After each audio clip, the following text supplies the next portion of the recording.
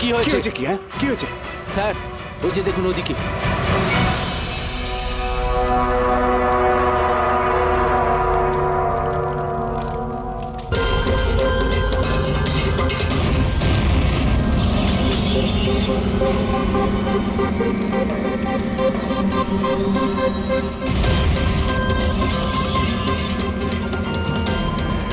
ওই দেখুন স্যার। তার মানে হলো যে ও হুমকিটা সত্যি, সেটা কোনো ইয়ার্কি নয়। কিন্তু এ কে? মনে হয় এ সুইসাইড বম্বার। সিআইডিকে ফোন করো।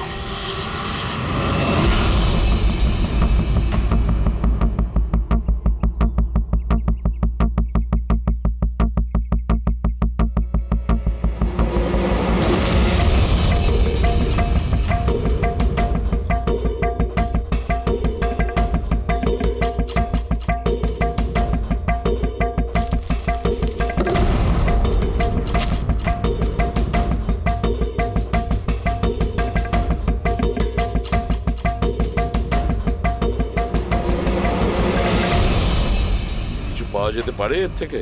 পাওয়ার মতো কিছু নেই বস, বডিতে বডি ডিকম্পোজ হয়ে গেছে, পচে গেছে। তাহলে তো চেনা খুব মুশকিল। না, চেষ্টা করব।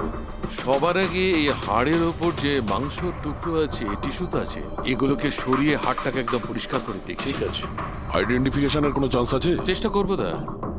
আপাতত আমি লাশটাকে ল্যাবে নিয়ে যাচ্ছি।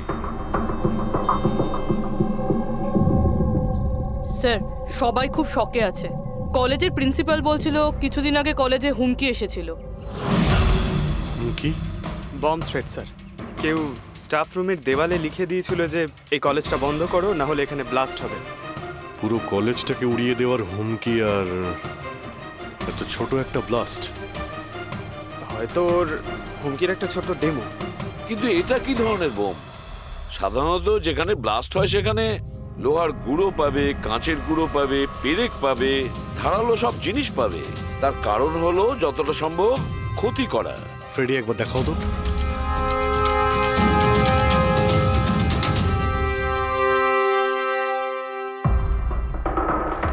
না স্যার, সেরকম তো কিছু দেখতে পেলাম না। আচ্ছা প্রিন্সিপাল সাহেব, আপনাদের স্টাফ রুমটা কোথায়? সেকেন্ড ফ্লোর, আসুন। চলো। রবিবাবু, আপনি যে বলেছিলেন যে দেওয়ালে কেউ কালি দিয়ে লিখেছিল, সেটা কোথায়? সেগুলো তো আমি মোবাইলে, এই দেখুন স্যার।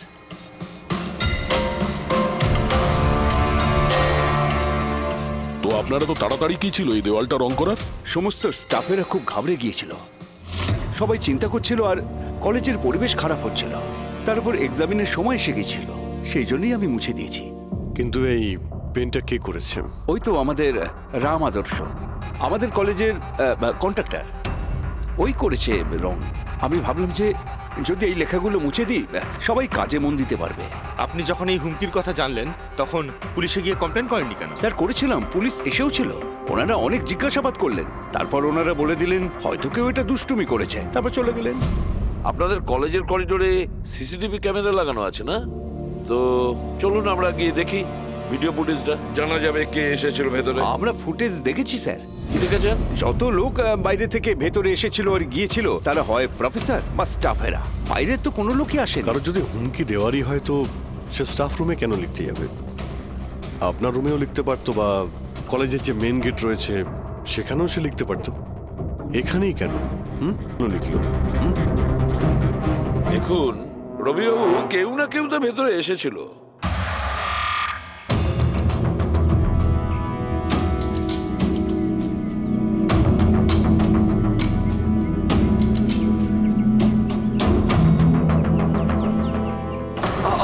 আরে স্যার, স্যার! অভিজিৎ, অভিজিৎ, কি করছো তুমি?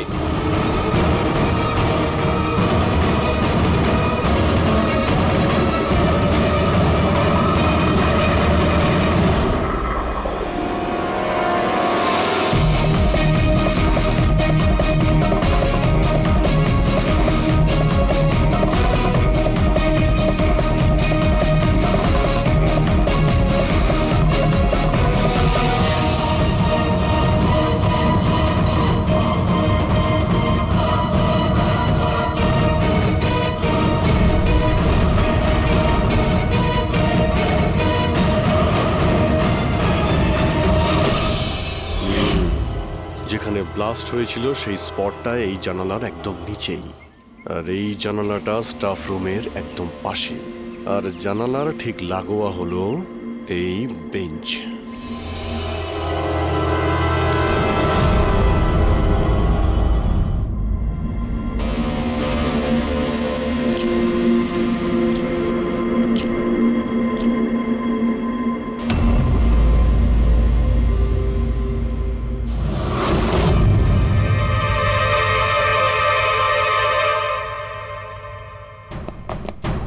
স্যার, ক্লাসরুমে যদি ঢুকতেই হতো ওই দরজাটা দিয়ে ঢুকতেন। এরকম হার্ট অ্যাটাক করানোর কি প্রয়োজন ছিল? আরে আমি চেক করছিলাম যে আমাদের বোমবার সে কতটা রিস্ক নিয়েছিল স্টাফ রুমে গিয়ে ওই হুমকি দেওয়া পেন্ট লেখার জন্য। তার মানে স্যার, এই যে 65 লেখা বেঞ্চে যে ছেলেটা বসেছিল সেই বোমটা নিচে ফেলেছিল, যা ঠিক ওখানেই পড়েছিল। আর আমরা সবাই কাঁচের টুকরো আর লোহার টুকরো কেন পেলাম না জানো? মানে ওটা হোমমেড বোম ছিল? এক্স্যাক্টলি, এটা হোমমেড বোম ছিল। এই যে বাড়িতে ব্যবহার হয় না ব্লিচিং পাউডার ইত্যাদি, এগুলো দিয়েই বানানো হয়েছিল। সেই কারণেই ওই এভিডেন্স প্যাকেটে ব্লিচিং পাউডারের গন্ধ আসছিল। স্যার, এই ব্লিচিং পাউডার ওর ওই বেঞ্চেও লেগে রয়েছে। স্যার, তাহলে ওই বডিটা কার ছিল? আলুকে কঙ্কালটা ফরেন্সিক ল্যাবে নিয়ে গেছে, জানা যাবে সেটা কার। আচ্ছা রবিবাবু, স্টুডেন্টরা কোথায়? স্যার সবাইকে বাড়ি পাঠিয়ে দিয়েছি। আর এই স্টুডেন্টটা কোথায়? টেবিল নাম্বার 65 যে বসেছিল? স্যার নাম্বার 65 তো আরিয়ানের। স্যার ও 1 নম্বরের দুষ্টু ছেলে, কলেজে সব প্রফেসরদের জ্বালিয়ে খেয়েছে, 1 নম্বর দুষ্টু। আরিয়ান, চলো এবার আমরাও ওকে একটু বিরক্ত করি। I am sorry sir, I am sorry. চুপ! এই জন্য কলেজে জয়েন করেছো? কলেজটাকে বোম দিয়ে উড়ানোর জন্য? কেন করেছো এটা? স্যার, এক্সাম আসছিল আর আমি একদম তৈরি ছিলাম না, তো ওই দিন আমি স্টাফ রুমের ভেতরে যাই আর কলেজটাকে বোম দিয়ে ওড়ানোর হুমকি দিয়েছিলি?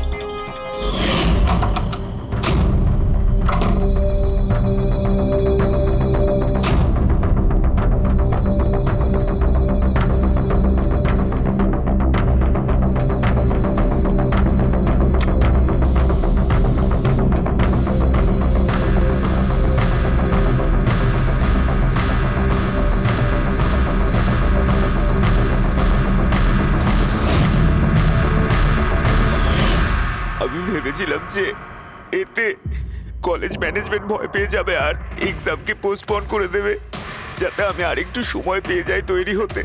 আচ্ছা, এইসব বোম টোম বানানো তুমি কোথা থেকে শিখেছো? স্যার, ইন্টারনেট থেকে শিখেছি, ওখানেই সব ইনফরমেশন পাওয়া যায়। স্যার, ওখান থেকে যে কেউ বোম বানানো শিখতে পারে। আমিও তাই করেছিলাম। আর এক্সামের দিন ক্লাসরুমে আমি এক্সাম শুরু হওয়ার আগে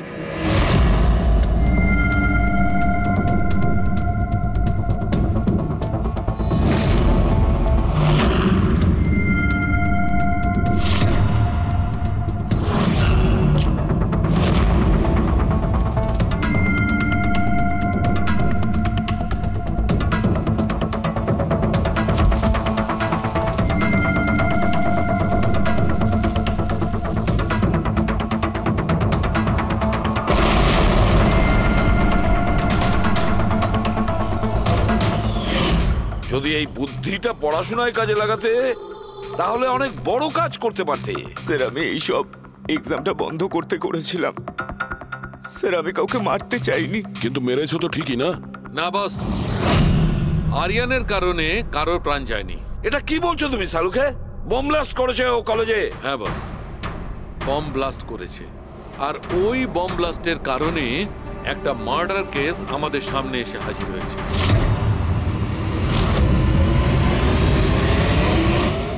ও কলেজে? হ্যাঁ বস, বম ব্লাস্ট করেছে। আর ওই বম ব্লাস্টের কারণে একটা মার্ডার কেস আমাদের সামনে এসে হাজির হয়েছে। বস, যেখানে আমরা ওই ব্লাস্ট সাইটের পাশে কঙ্কাল পেয়েছিলাম, ওই কঙ্কালটা আসলে 22 থেকে 24 বছর বয়সের একটা ছেলের লাশ, যার মৃত্যু আজ থেকে 2 বছর আগে হয়েছিল। কি 2 বছর আগে? হ্যাঁ, এটা তো ভালোই হয়েছে। এর বমের কারণে ওখানে ব্লাস্ট হয়েছে আর লাশ বেরিয়ে এসেছে, নাহলে তো জানতেই পারতাম না একটা লাশ ওখানে পোঁতা রয়েছে। আর মৃত্যু হয়েছে কি করে? এটা বলা খুব কঠিন ব্যাপার বস। কোনো এভিডেন্স নেই, শুধু হাড়। আর ওই হাড়ের ওপর না কোনো বুলেটের চিহ্ন আছে, না কোনো ছুরির চিহ্ন আছে, কিচ্ছু নেই। কিন্তু আপনার গাট ফিলিং কি বলছে? অভিজিৎ, এই ধরনের কেসে গার্ড ফিলিং কোনো কাজ করে না। যা কিছু হতে পারে বস। হতে পারে কেউ ওর গলা টিপে দিয়েছে, কেউ ওকে বিষ দিয়ে মেরেছে, অথবা এটাও হতে পারে যে কেউ ওকে জীবন্ত জমির মধ্যে পুঁতে দিয়েছে। কিন্তু বস, এত কিছু সত্ত্বেও একটা সাফল্য পাওয়া গেছে। কি? এই দেখো, এইটা।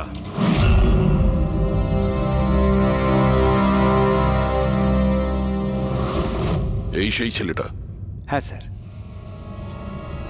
এই কলেজে প্রিন্সিপাল হবার আগে আমি কেমিস্ট্রি টিচার ছিলাম। সব ছাত্রছাত্রীদেরই আমি পোক করতাম যাতে কেমিস্ট্রিতে তাদের রুচি আসে, কিন্তু একে কখনো আমায় পোক করতে হয়নি, কারণ প্রথম থেকেই এর কেমিস্ট্রির প্রতি নজর ছিল। খুব ব্রিলিয়েন্ট ছিল স্যার। আর্থ ন্যাশনাল কেমিস্ট্রি অলিম্পিয়াড অ্যাওয়ার্ড 2015, 2 বছর আগে। আগে হ্যাঁ, আমরা এই অ্যাওয়ার্ড পেয়েছিলাম। আর শালুকের কথা অনুযায়ী ওর মৃত্যু 2 বছর আগে হয়েছিল। আপনাকে কেউ কিছু বলেনি যে ও চলে গেছে, ও নিখোঁজ হয়ে গেছে? পুলিশের রিপোর্ট তো নিশ্চয়ই করেছে। না স্যার, আমাকে কেউ কিন্তু বলেনি। কে যেন বলেছিল এর আর ওর বাবার মধ্যে কোনো বনিবনা ছিল না, তাই বাড়ি ছেড়ে চলে আসে। তবে খুবই ব্রিলিয়েন্ট ছেলে ছিল স্যার, পড়ায় খুবই মনোযোগ ছিল। আরে আমাদের কলেজের কেমিস্ট্রি ল্যাবে অ্যাসিস্ট্যান্টের কাজও করতো। আর তাতে যা টাকা পেত সেগুলো খরচ করতো না, সবই সঞ্চয় করতো। কোনো বিশেষ জিনিসের জন্য ও টাকা জমাতো? ও বলতো যে আমি কোনো এনজিওর সাথে মিলে দুস্থ মানুষদের সাহায্য করব। হ্যালো স্যার, মাইসেলফ প্রণব, কলেজের চেয়ারম্যান আর লোকাল কর্পোরেটর। ইন্সপেক্টর, আমি এসব কি শুনছি যে এই যে ব্লাস্ট হয়েছে সেটা সুইসাইড বম্বারের কাজ? না, কোনো সুইসাইড বোম অ্যাটাক হয়নি, বরং একটা খুন হয়েছে। খুন? আগে হ্যাঁ, আর সেই খুনটা 2 বছর আগে হয়েছিল। আপনারই এক স্টুডেন্ট ছিল আর্থ, ওকেই খুন করা হয়েছিল। গড। ইন্সপেক্টর প্লিজ, আমাদের স্টুডেন্টের ওপর এর একটা খারাপ প্রভাব পড়ছে, আর আমি কলেজটা খুব তাড়াতাড়ি আবার খুলতে চাই। So please, I request you, এই কেসটা যত তাড়াতাড়ি সম্ভব সলভ করুন। আমরাও এটাই চাই। Thank you. অ্যান্ড ইয়েস, আপনাদের কোনো রকমের কোনো সাহায্যের প্রয়োজন হলে একটুও দ্বিধাবোধ করবেন না। আমি যা করতে পারি করব। আপাতত শুধু ওর বাড়ির ঠিকানাটা দিলেই হবে। স্যার, আমার মনে হয়েছিল ও আমার উপর রেগে আছে, আমার উপরে অভিমান করেছে। হয়তো রাগ কমে গেলে নিজের থেকেই বাড়ি ফিরে আসবে। কিন্তু কি করে জানো যে ও? কিন্তু আমরা শুনেছি যে আপনাদের মধ্যে সবসময় নাকি কোনো না কোনো ঝামেলা হতো।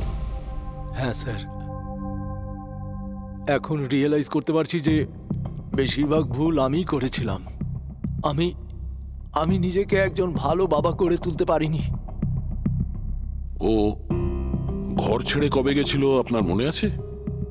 12ই আগস্ট 2015। বলেছিল কলেজ যাচ্ছে, তারপর আর ফিরে এলো না।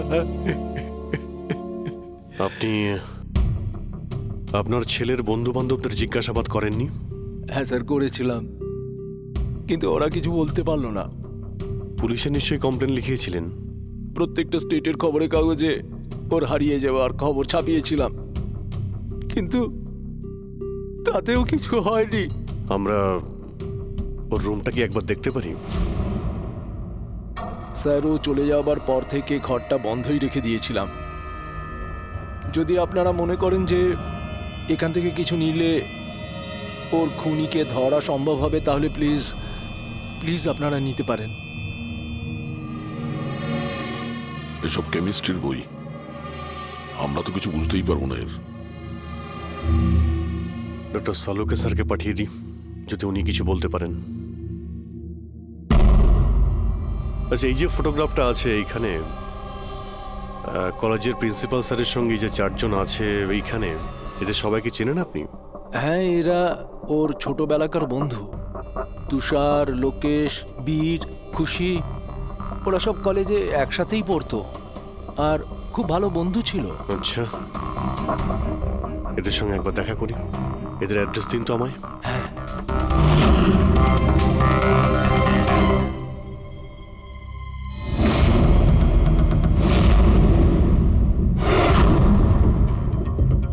আগস্ট 2015 কিছুদিন আগে। হ্যাঁ, আমি জানি 2 বছর আগের কথা আমি বলছি।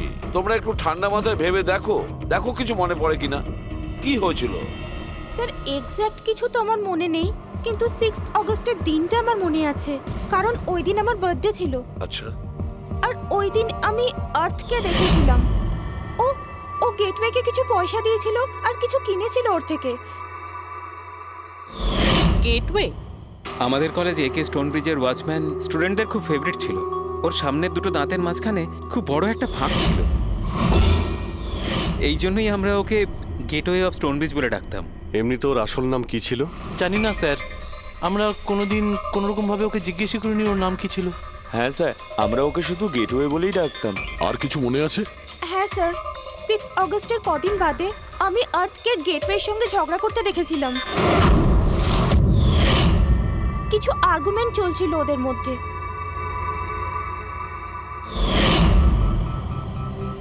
ঠিক আছে, তোমরা যেতে পারো। যদি দরকার পড়ে তোমাদের আবার ডাকবো।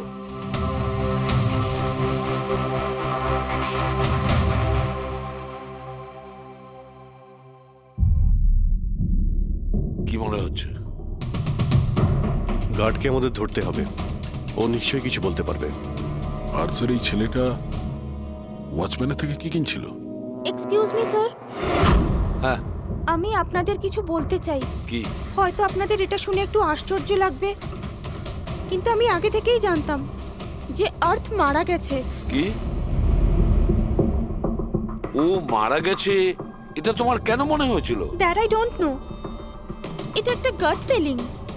আমি আগে থেকেই জানতাম যে ব্যাস আর্থ আর বেঁচে নেই। আর কি কারণ আপনার এই গাট ফিলিং এর? কারণ আছে স্যার, এই দেখুন ফেসবুকে আর্থের প্রোফাইল, এই সমস্ত পিকচার্স আর পোস্টস। কিন্তু 12 অগস্টের পর ও যেটা পোস্ট করেছিল তাতে আমি কমেন্টস করেছিলাম, কিন্তু ও কোনো রিপ্লাই করেনি। রিপ্লাই দেয়নি মানে আপনি ধরে নিলেন যে ও মারা গেছে? আই নো ইটস ওয়ার্ড, কিন্তু আর্থ আমার সমস্ত কমেন্টে রিপ্লাই করতো, এমনকি ঘুমানোর আগেও গুড নাইট মেসেজ পাঠাতো। কিন্তু 12 অগস্টে আমি সেই মেসেজও পাইনি। নো অফেন্স, তোমায় একটা পার্সোনাল প্রশ্ন করব। তোমার আর ওর মধ্যে কি কোনো রিলেশনশিপ ছিল? না, এরকম তো কিছু ছিল না, কিন্তু আমাদের রিলেশনশিপ বন্ধুত্বের থেকে অনেক বেশি ছিল। তার মানে আপনার মনে হচ্ছিল যে 12ই আগস্টের পরে ওর প্রোফাইলে ওর সমস্ত ছবিগুলো অন্য কেউ দিচ্ছিল? হতে পারে। না না, এটা কিভাবে হয়? আমরা তো মোবাইল কোম্পানির সঙ্গে ক্রস চেকও করিয়েছি। ও কটা ছবি তুলেছে, কোথা থেকে তুলেছে, আর কিভাবে তুলেছে, কখন পাঠিয়েছে, সব ক্রস চেক করেছি আমরা। সব তো ঠিকই ছিল। এক্স্যাক্টলি, মোবাইল কিছুক্ষণের জন্য অন হতো, কিন্তু লোকেশন সেটাই ছিল যেখান থেকে ও ছবি পোস্ট করতো। আমি জানি যে আপনারা কি ভাবছেন, যে আমি এসব পাগলের মতো কি উল্টোপাল্টা বলছি, কিন্তু আমার মন জানে আর্থ কোথাও যায়নি। ইনফ্যাক্ট ও কলেজ থেকে বাইরেও যায়নি।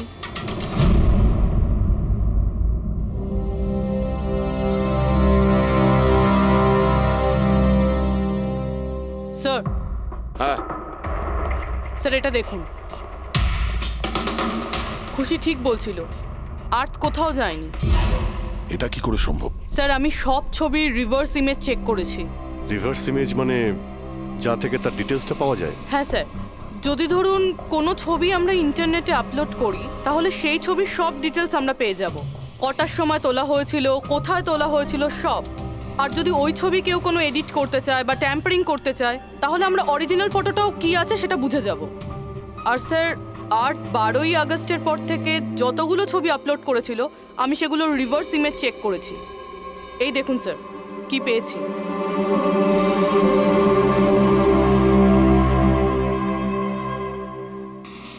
ছবি তো একই, সেম লোকেশন, সেম টাইম, শুধু ওর জায়গায় অন্য কেউ দাঁড়িয়ে আছে। কেউ এডিট করে এটাকে এর জায়গায় আর্থের চেহারা লাগিয়ে দিয়েছে। এক্স্যাক্টলি। তার মানে ছেলেটা ওই সব জায়গায় যায়নি, বরং এ তো কলেজ থেকেই বাইরে যায়নি। ওই বেচারা তো 12 আগস্ট 2015 মারা গিয়েছে। কিন্তু ওকে কে খুন করতে পারে? সেটা তো গেটওয়ে ওয়াচম্যানই বলতে পারবে। খোঁজ নিতে হবে কোথায় আছে। স্যার, প্রিন্সিপালের সঙ্গে কথা হলো। গেটওয়ের আসল নাম শৈলেশ স্যার। আচ্ছা স্যার, 11 আগস্ট 2015 আর্থ শৈলেশের বিরুদ্ধে কলেজের বোর্ডে একটা চিঠি লিখেছিল যে ও ড্রাগস বেচে, এই সুগার হাই ড্রাগস। আর 12 আগস্ট ওকে চাকরি থেকে তাড়িয়ে দেওয়া হয়েছিল। ওটা হোক বা না হোক, নিশ্চয়ই শৈলেশের হাত আছে ওর খুনের ব্যাপারে। কলেজের লোকেরা ওর নামে কমপ্লেন করেনি পুলিশে? না স্যার, প্রিন্সিপালের নাকি দয়া হয়েছিল। শৈলেশ খুব গরিব মানুষ, একা ইনকাম করতো, তাই ওকে ছেড়ে দেওয়া হয়। আচ্ছা, বাড়ির লোকেরা কি বলছে শৈলেশের? শৈলেশের বাড়ির লোক এখান থেকে 600 কিলোমিটার দূরে একটা গ্রামে থাকে। শৈলেশের সাথে তো ওদের 2 বছর কোনো যোগাযোগই নেই। ওরা তো নিজেরাই ওকে খুঁজছে। কিন্তু ওর বাড়ির লোক জানতে পেরে গেছিল যে শৈলেশ ড্রাগ বিক্রি করে, তো ওরা এটা ভেবে নিয়েছে ওকে হয়তো পুলিশে ধরে নিয়েছে আর জেলে পড়ে রয়েছে। এ কিরকম ফ্যামিলি? খোঁজার একবার চেষ্টাও করেনি? এই শৈলেশ 2 বছর ধরে নিখোঁজ, একবারও বাড়ির লোককেও ফোনও করেনি। চাকরি থেকে তাড়িয়ে দিয়েছিল আর 2 বছর ধরে বাড়ি যায়নি, তাহলে গেল কোথায়? দয়া, আমি জানি শৈলেশ কোথায় আছে।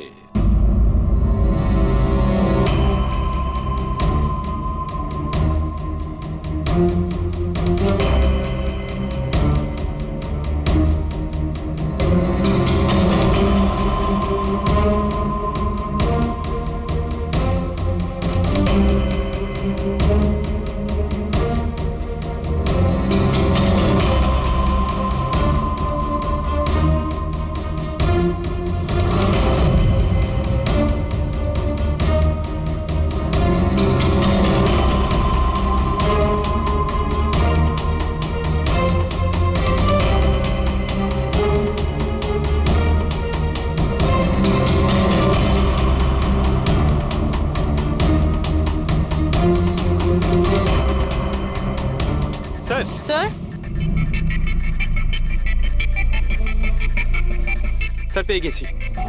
এই দেখুন।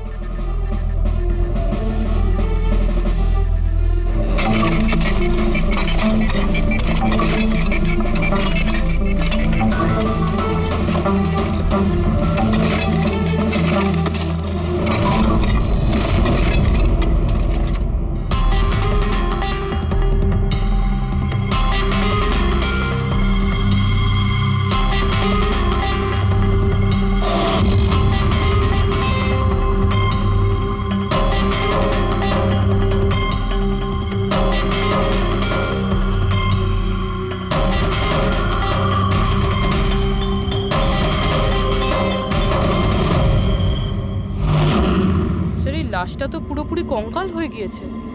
একে চিনতে পারবো কিভাবে? ডক্টর সালুখে আছে তো? এই লাশটাকে চেনার জন্য ডক্টর সালুখের কোনো প্রয়োজন নেই। এই কঙ্কাল নিজেই তার পরিচয় বলে দিচ্ছে। এই দেখো, এর দাঁতের মাঝখানে গ্যাপ আছে। কলেজের ওয়াচম্যান শৈলেশ কুমার। স্যার, আশ্চর্য ব্যাপার, পার্কিং লটে দুটো লাশ পাওয়া গেল আর কেউ এটার ব্যাপারে কিছু জানেই না। You are right. কারোর তো এটা জানা উচিত ছিল। তার তো অবশ্যই জানা উচিত যে পার্কিং লটের ফ্লোর বানিয়েছে। কলেজের কম্পাউন্ডের মধ্যে দুটো লাশের কঙ্কাল পাওয়া গেছে, আর আপনারা কিছু জানেনই না? কি না স্যার। আচ্ছা, যে পার্কিং লটের যে কাজ হয়েছে এখানে, মানে এই মেঝে বা এই সব কিছু, এগুলো কবে হয়েছিল কিছু বলতে পারবেন? এগুলো তো 7ই আগস্ট 2015। মানে 2 বছর আগে, যে সময় আর্থ মারা গিয়েছিল, মানে তার আশেপাশেই। মানে যেই এই কংক্রিটের কাজটা বা মাটি ভরার কাজটা করেছে, ও জানতো যে ও দুটো লাশের ওপর মাটি ফেলছে। হ্যাঁ, এই সমস্ত কাজ এখানে কে করেছিল? রাম আদর্শ, আমাদের কলেজের কন্ট্রাক্টর। এসব কাজ ওই করে থাকে। ওই কন্ট্রাক্টর যে অফিসের পেন্টিং করেছিল? আগে হ্যাঁ, এই পার্কিং লট আর মাটি ঢালার কাজ ওই করেছে স্যার। এই রাম আদর্শ থাকে কোথায়? লোকটা তো দেখছি বাড়িটা বেশ ভালোই হাঁকিয়েছে। একজন কন্ট্রাক্টরের এত বড় বাড়ি।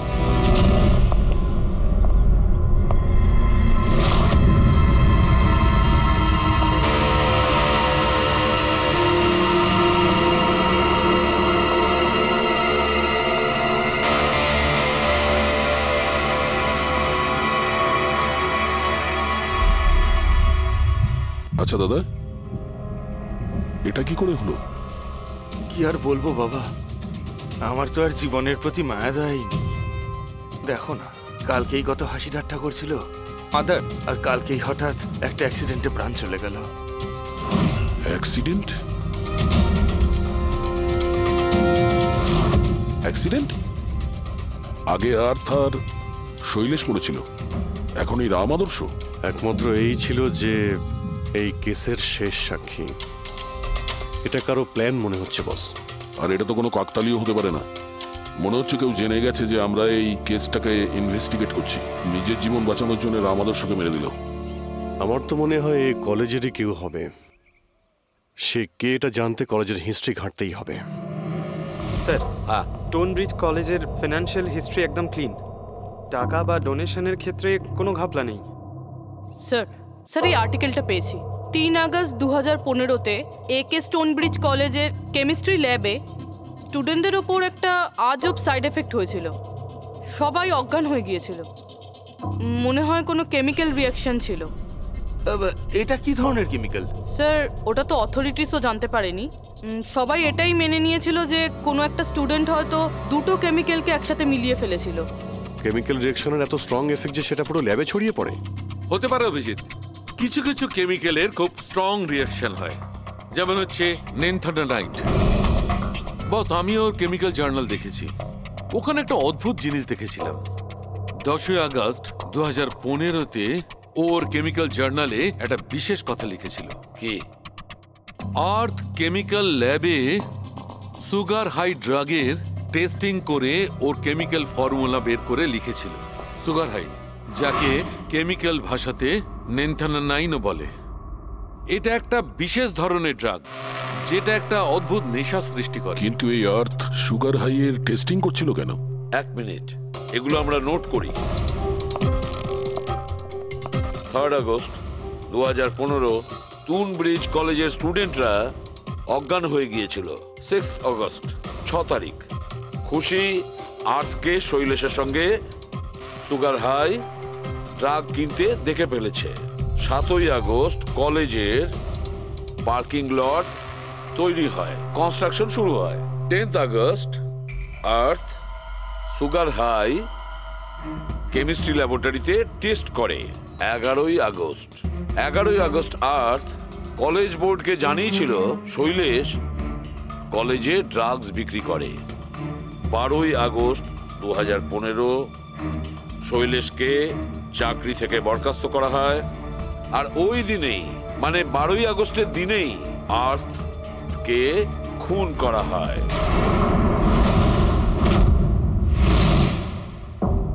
হয়ে গেছে? কি বুঝতে পারলে? স্যার এতে পুরো গল্পটাই বোঝা যাচ্ছে।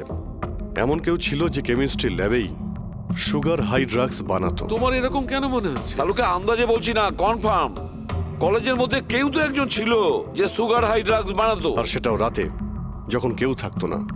আর তার সঙ্গতে ছিল কলেজের ওয়াচম্যান শৈলেশ। আর সেই ড্রাগসই শৈলেশ কলেজের স্টুডেন্টদের বেচতো। সেই কারণে 3 তারিখে স্টুডেন্টস ল্যাবে অজ্ঞান হয়ে গেছিল স্যার।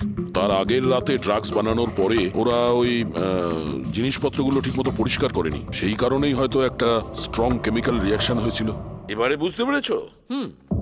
সেটা তো বুঝলাম, কিন্তু ভাই আমাকে একটা কথা বলো, আর্থের সন্দেহ কেন হয়েছিল?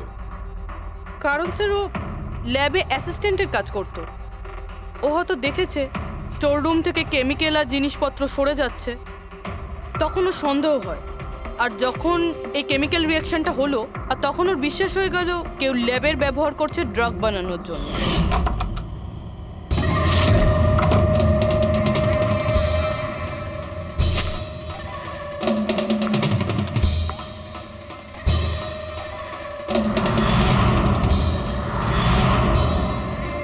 তারপর 10 তারিখে আর্থ ল্যাবে সুগার হাইয়ের টেস্ট করেছিল, এইটা জানার জন্য যে ওগুলো সত্যি সত্যি ড্রাগস কিনা। তারপর টেস্টের পরে টেস্টের সমস্ত ডিটেল ও একটা রিপোর্টে লিখে নিল। যখন ওর জানতে পারলো যে এই সুগার হাই একটা ড্রাগস, তখন ও কলেজ বোর্ডকে একটা চিঠি লিখেছিল। যখন এই কথা ওই ড্রাগ বানানোর লোকেরা জানতে পারলো, তখন ওরা ভয় পেয়ে গেছিল কে এই আর্থ ওদের কাছে পৌঁছে যাবে, সেই কারণে আর্থকে মেরে দিয়েছিল। তারপরে স্যার শৈলেশকে মারে। যাতে ওর কোনো উইটনেসই না বেঁচে থাকে। কিন্তু স্যার এরকমটা কে করতে পারে? যে কেউ হতে পারে, যার কেমিস্ট্রির ওপর খুব ভালো দখল আছে আর যে সবসময় ল্যাবে যাতায়াত করতো। স্যার ওই কলেজের প্রিন্সিপাল, উনি তো শৈলেশকেও পুলিশের কাছে দেননি। কেমিস্ট্রির নলেজ তো লোকেশ, তুষার আর বীরেরও রয়েছে। হায়ার স্টাডির জন্য ওরা বড় বড় ইনস্টিটিউটেও গিয়েছিল, তাও সেটা স্টুডেন্ট লোন বা স্কলারশিপ ছাড়া।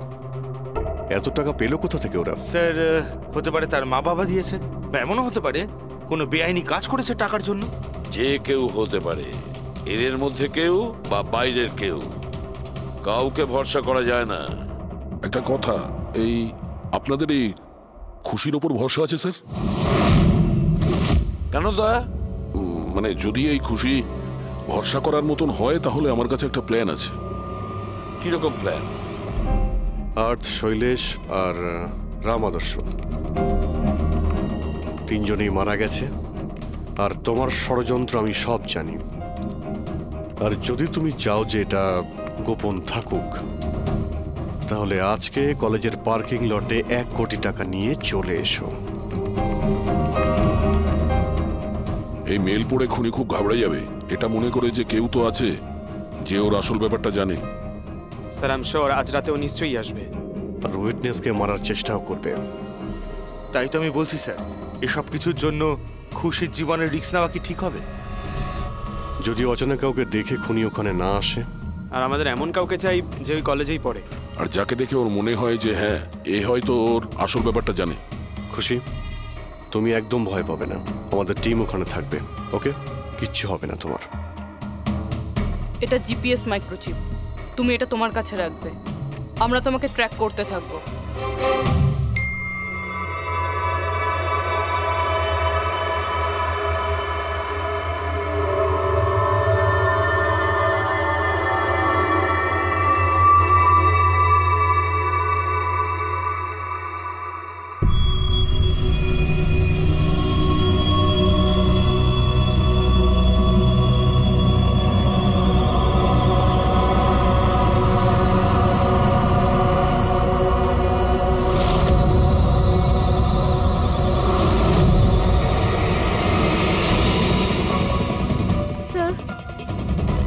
আপনারা কাউকে দেখতে পেলেন কি? না, এখনো পর্যন্ত না। ঘাবড়িও না, তুমি শুধু অ্যালার্ট থাকো ব্যাস। তুমি একদম ভয় পাবে না, আমরা তোমার আশেপাশেই আছি, বুঝেছো? ওকে ওকে স্যার।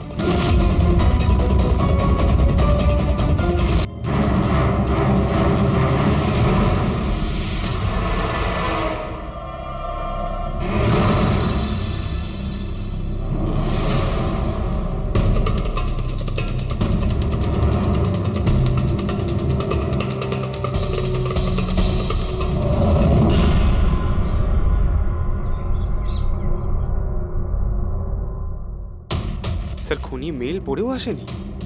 আরে পঙ্কজ, হতে পারে সে মেলটা দেখেইনি। বা এটা হতে পারে যাদের আমরা মেল করেছিলাম এদের মধ্যে কেউ খুনি নয়। খুশি, তুমি অনেকটা টায়ার্ড হয়ে গেছো, যাও তুমি ঘরে গিয়ে rest now. And thanks for everything. যদি কোনো জিনিসের প্রয়োজন হয় আমাদের ফোন করো, ওকে?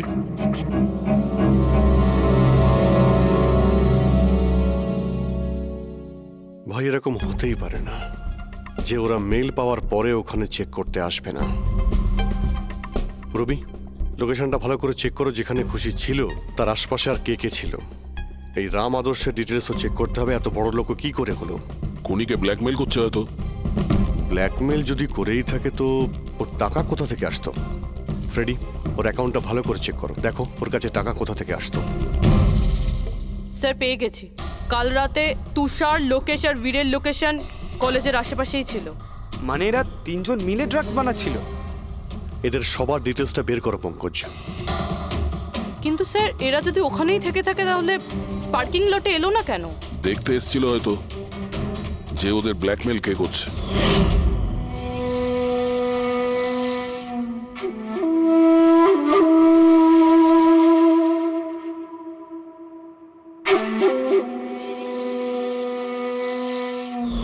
আর ওরা হয়তো খুশিকে দেখে ফেলেছে, ওকে কেউ মেরে ফেলতে পারে। ফোন করো ওকে।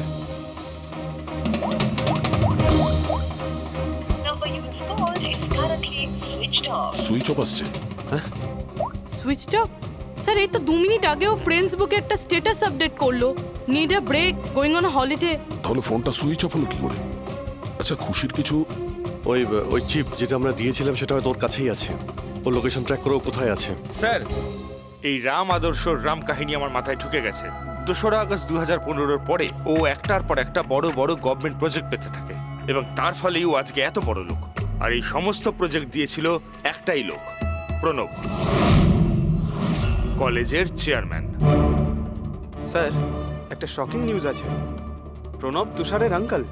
মাই গড, এর মানে হলো তুষার আর তার বন্ধুরা এই কলেজে ট্রাক বানাচ্ছে আর প্রণব ওদের প্রশ্রয় দিচ্ছে। আর এখন ওরা খুশিকে মারতে চাইছে। স্যার, স্যার খুশির লোকেশন খুঁজে পেয়েছি।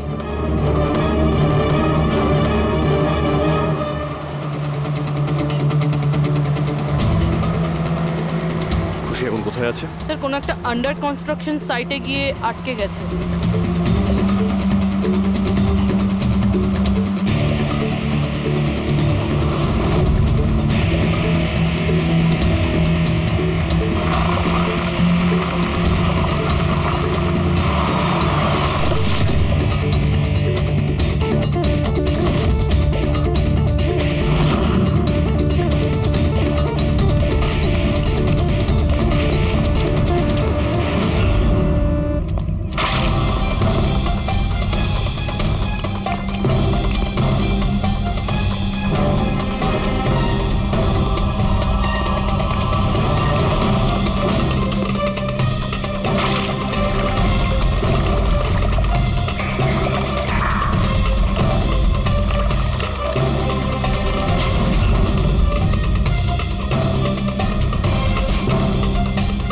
একদম টাটকা সিমেন্ট।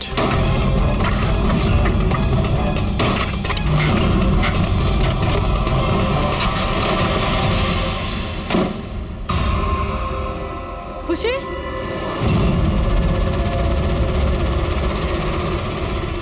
খুশি? খুশি? স্যার, স্যার এ বেঁচে আছে।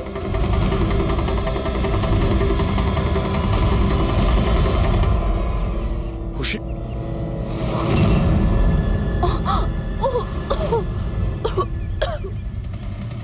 ওরা হয়তো বেশি দূর যেতে পারেনি। ওদের ফটো সমস্ত পুলিশ স্টেশনে পাঠিয়ে দাও, ধরা পড়ে যাবে। 3টেকে তো পরে দেখবো, আগে ওই লোকটার ঘাড় ধরি যার হাত এদের মাথার উপরে আছে। প্রণব। ঠিক আছে।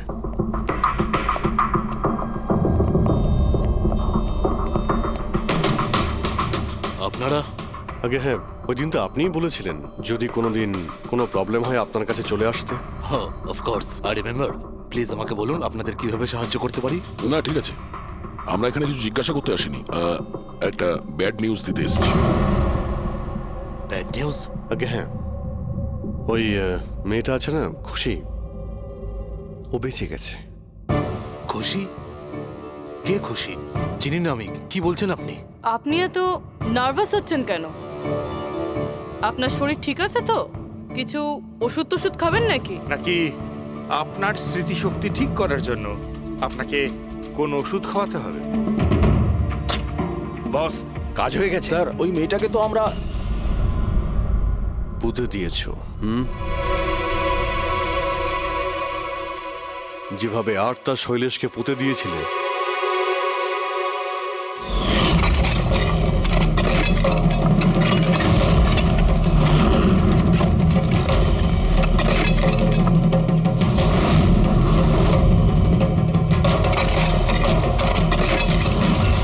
অন্তত ওই জুতোর থেকে ওই সিমেন্টগুলো তো পরিষ্কার করে নিতে, যার নিচে ওই মেয়েটাকে কবর দিয়েছো।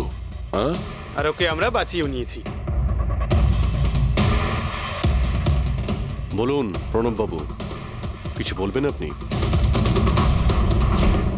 আমি অনেক টাকা কামাতে চেয়েছিলাম, আর তার জন্য সব থেকে সহজ উপায় ছিল ড্রাগস। আর আজকালকার ছেলে মেয়েদের এই নেশা করতে বেশি সময় লাগে না। আর তারপর আমি ড্রাগস বাইরে থেকে নিয়ে এসে আমার স্টুডেন্টদের বিক্রি করতে চাইনি। এই জন্য আপনি নিজেই ড্রাগস বানানো শুরু করে দিলেন এই কলেজের ল্যাবে। আর ওগুলো বিক্রি করার দায়িত্ব দিয়ে দিলে ওয়াচম্যান শৈলেশকে।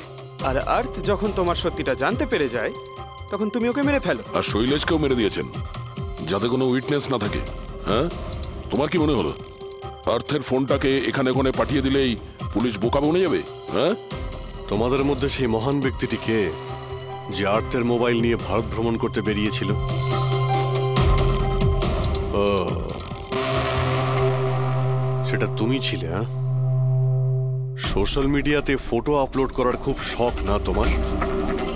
অনেক শহর তুমি ঘুরেছ, কিন্তু আসামি যতই ঘুরুক শেষে তাকে একটাই জায়গায় আসতে হয়, জেল। তোমরা তিনজন সেখানেই যাবে। আর খুব তাড়াতাড়ি তোমার ভাইপো তুষার আর তার দুজন সঙ্গী লোকেশ আর বীর ওরা ওখানে চলে আসবে। হ্যাঁ,